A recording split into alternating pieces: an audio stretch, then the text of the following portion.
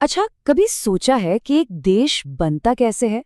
मतलब वो कौन सी चीज है जो करोड़ों लोगों को एक साथ एक राष्ट्र में बांध कर रखती है? चलिए, आज इसी बुनियादी लेकिन बेहद जरूरी सवाल की गहराई में उतरते हैं।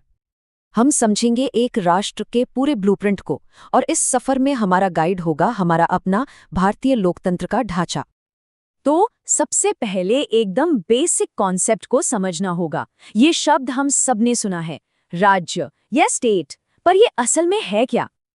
देखिए, पॉलिटिकल साइंस में ना राज्य का मतलब सिर्फ नक्शे पर कोई जगह नहीं होता। ये एक ऐसा पॉलिटिकल ऑर्गेनाइजेशन है जिसके पास कह सकते हैं बल प्रयोग करने की मोनोपोली होती है, यानी कानून लागू करने और व्यवस्था बनाए रखने की जो फाइनल पावर है वो सिर्फ और सिर्फ उसी के पास होती है। अब यहाँ एक बहुत ही इंटरेस्टिंग पॉइंट है। राज्य और राष्ट्र ये दोनों एक ही चीज नहीं है। स्टेट एक पॉलिटिकल और लीगल ढांचा है, ठीक है, जबकि नेशन जो है वो एक कल्चरल और इमोशनल कनेक्शन है। सोचकर देखिए, एक ही राज्य के अंदर कई राष्ट्र हो सकते हैं, और कभी-कभी तो एक ही राष्ट्र कई राज्यों में बटा हो सकता है। तो ठीक है, अगर हम राज्य को एक इमारत की तरह देखें तो इसकी नींव रखने के लिए क्या-क्या चीजें चाहिए होंगी? इसके लिए 4 सबसे जरूरी चीजें हैं जिनके बिना काम चल ही नहीं सकता। पहला, आबादी यानी लोग। दूसरा, एक तय इलाका या टेरिटरी। तीसरा, उस इलाके में ऑर्डर बनाए रखने के लिए एक सरकार। और चौथा और सबसे जरूरी एलिमेंट, वो है संप्रभुता यानी सॉवरेनिटी। ये समझिए कि ये वो मास्टर की है जो किसी भी राज्य को अपने फैसले, चाहे वो अंदरूनी हो या बाहरी, वो खुद लेने की पूरी आज़ादी देती है, बिना किसी बाहरी दखल के। यही है सुप्रीम पावर। और इस बात को समझने के लिए इससे बढ़िया कोई मिसाल हो ही नहीं सकती। 15 अगस्त 1947 से पहले भारत के पास लोग थे, एक तय जमीन थी, एक सरकार भी थी, लेकिन वो एक राज्य नहीं था। क्यों? क्योंकि असली फैसले लेने की ताकत यानी संप्रभुता ब्रिटिश हुकूमत के हाथों में थी। चलिए, अब अगले स्टेप पर चलते हैं। नींव के लिए सामान तो आ गया, लेकिन अब इन सब को सही तरीके से जोड़ने के लिए एक मास्टर प्लान, एक नक्शे की जरूरत है ना? और वो मास्टर प्लान है हमारा संविधान। देखिए, ये सिर्फ कानून की एक मोटी सी किताब नहीं है, ये उस राष्ट्र का ब्लूप्रिंट है। ये तय करता है कि पावर किसके पास होगी, उसका इस्तेमाल कैसे किया जाएगा, और सबसे जरूरी, नागरिकों के अधिकार क्या-क्या होंगे, ताकि कोई भी अपनी मनमानी ना कर सके। और ये जो जगह है भारतीय संसद, ये वो वर्कशॉप है जहां इस ब्लूप्रिंट को असलियत में बदला जाता है।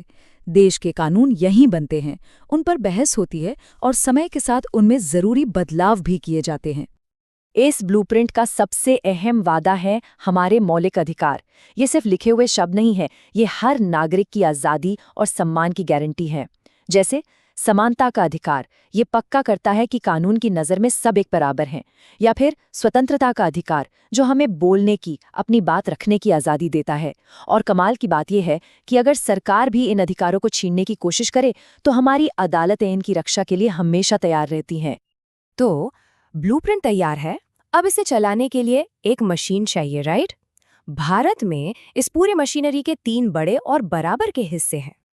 पहला हिस्सा है विधायिका, यानी हमारी संसद। इसका काम बिल्कुल सीधा है, देश के लिए कानून बनाना। ये वो लोग हैं जिन्हें देश के नागरिक चुनकर भेजते हैं ताकि वो उनके भले के लिए नियम कानून बना सकें। दूसरा हिस्सा है कार्यपालिका, यानी सरकार।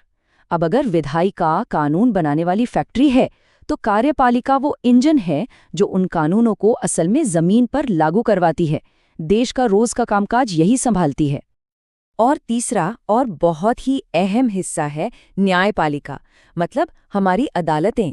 इनका काम है कानून का सही मतलब समझाना और ये देखना कि देश में सब कुछ संविधान के हिसाब से ही चल रहा है।